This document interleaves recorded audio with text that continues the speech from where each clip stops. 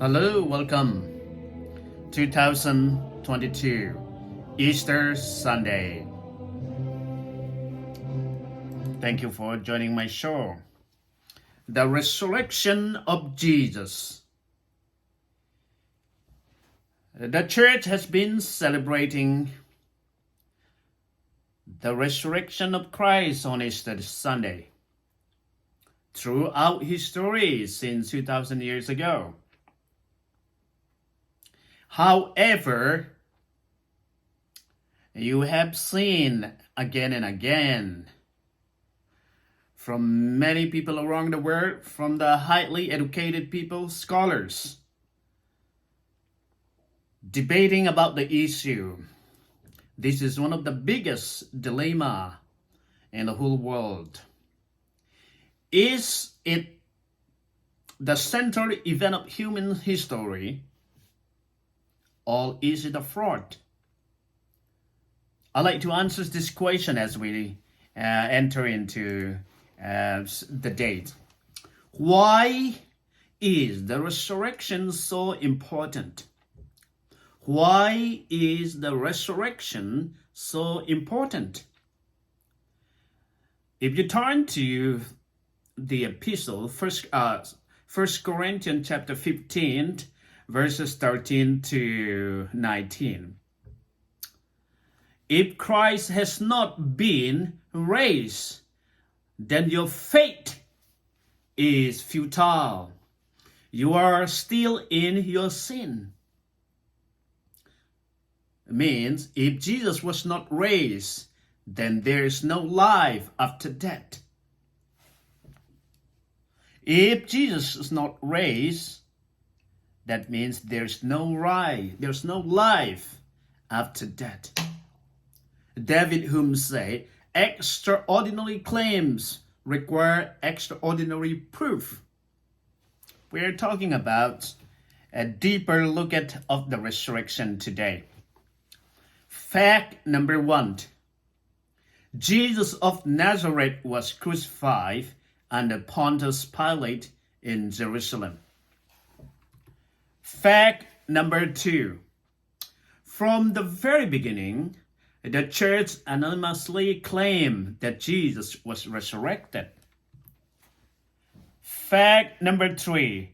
The tomb was empty. Let's look at the first one. Fact number 1.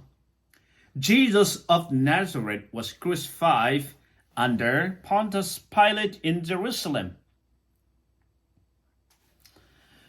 Josephus, one of the most popular historians at the time when Christ was alive, in the Antiquities 18:3, it says, about this time,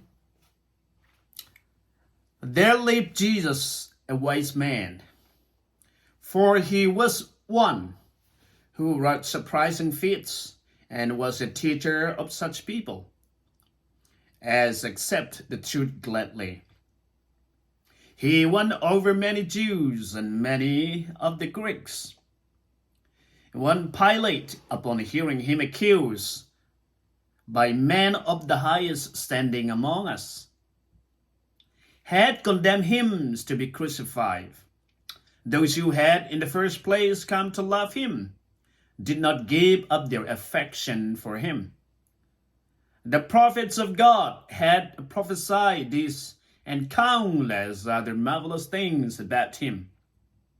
And the tribe of Christians, so called after him, has still to this day not disappeared.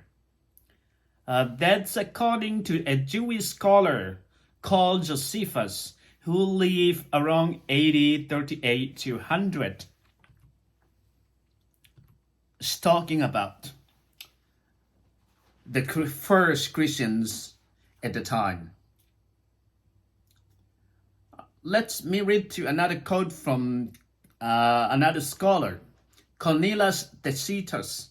That's approximately around AD 114. To squash the rumor that he had started the Great Fire in Rome, Nero created scapegoats and subjected to the most refined torture those whom the common people call Christians, a group hated for their abominable crimes.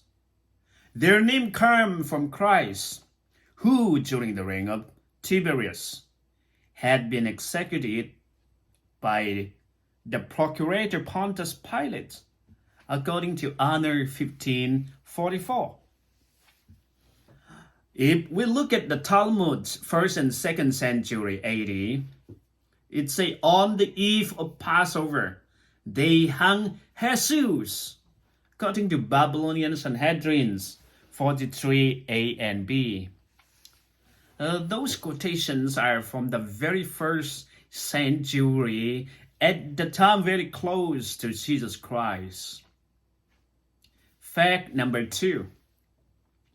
From the very beginning of the church anonymously claimed that Jesus was resurrected.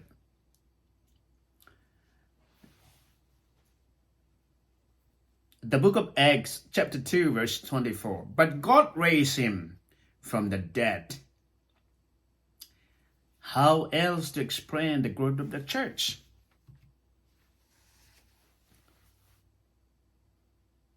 Fact number 3.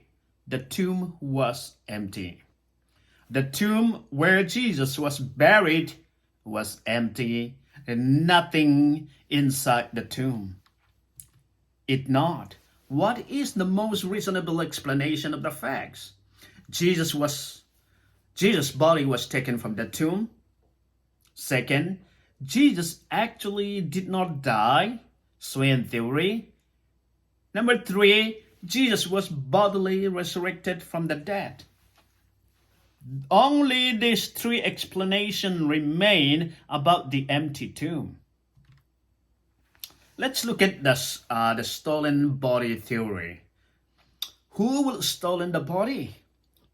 Because some people, like the Muslim scholars and some Hellenistic teachings, believe that the body of Jesus Christ was stolen. That's why the tomb was empty. But the question is, who stolen the body? Is it the Jews? Is it the Romans? Or is it the disciples? Could they have stolen the body? Did they, in fact, steal the body? The swine theory, beaten to the point of near death, no food, no water for more than 2 days, crucified and died, pierced with a sword, separated blood and water called plasma. Mass hallucination theory say the women at the tomb, Peter and John, the 12 apostles, including the doubting Thomas, many other appearances, over 500 witnesses, do hallucination eat fish? The resurrection of the Messiah prophesied or was prophesied according to Genesis chapter 22 verse 1 to 12. Abraham received Isaac back from the dead on the 3rd day. According to Hebrews chapter 11. Jonah chapter 1 verse 1-7. Jonah was raised from the dead on the 3rd day. You read Matthew 11:40. Jonah was 3 days and 3 nights in a feast. Prophecies of the resurrection. Feast of first fruits in Leviticus chapter 23 verse 9 to 14.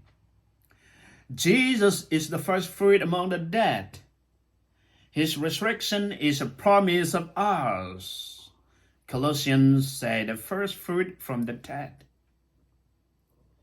If we have been united with him in his death, we will certainly also be united with him in resurrection, according to Romans chapter 6, verse 2 to 7. Then what's the implication of the resurrection for us today? Number 1, validates the claim of Jesus. In John chapter 11, Jesus said, I am the resurrection and the life. It confirms that we too will be resurrected according to 1 Peter chapter 1 verse 3 to 4. It also confirmed that there will be a judgment day. Our doubts become much less significant. What about Jesus was raised from the dead? What is reasonable response? John chapter 11 verses 45 to 48 or here. Put your faith in Jesus, or radically reject him and all he stood for. The challenge is have resurrection faith. Do you have the resurrection faith? If you are still doubting, I want you to listen carefully about the fact that I present. If you're a historian or if you're digging deeper in terms of scholarly, historically, about the evidences, that's going to help you about understanding the evidences that present to you is a very good reason to have faith in the resurrection of Jesus Christ. I challenge you to think about it, to study about it, and decide what you're going to do with the resurrection. Thank you very much for listening to my teaching. May God bless you. And if you subscribe to my channel, you will be updated with the latest teachings of many topics. Thank you very much. I appreciate it. Happy Easter.